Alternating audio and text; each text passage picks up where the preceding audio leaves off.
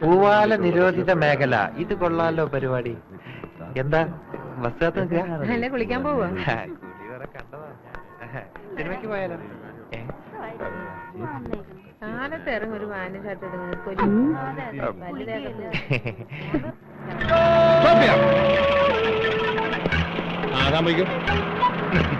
അയ്യോ. ഹലോ സുന്ദരി. ബസ് കാത്ത് നിൽക്കായിരിക്കും അല്ലേ? ബസ് സ്റ്റോപ്പിൽ സാറിന് ബസ് കാത്താണ് നിൽക്കാറ്. പ്ലെയിൻ കിട്ടിയാലും പോകാൻ വിരോധമൊന്നുമില്ല. ഈ ബോർഡ് കണ്ടില്ലേ? ഇത് ഞാൻ എഴുതിപ്പിച്ചു വെച്ചതാണ്. ഇവിടെ പൂവാലന്മാരുടെ ശല്യം വളരെ കൂടുതലാണ്. സുന്ദരിക്ക് പൂവാല ശല്യമൊന്നുമില്ലല്ലോ. ഞാൻ ചാർജ് എടുത്തത് പിന്നെ ഈ വഴി ഒറ്റ പൂവാലന്മാരും വരാറേ ഇല്ല. പകരം സാറുണ്ടല്ലോ. സുന്ദരിയെ ആരും ശല്യം ചെയ്യാതിരിക്കാനാണ് ഞാൻ പ്രത്യേകിച്ച് വരുന്നത്.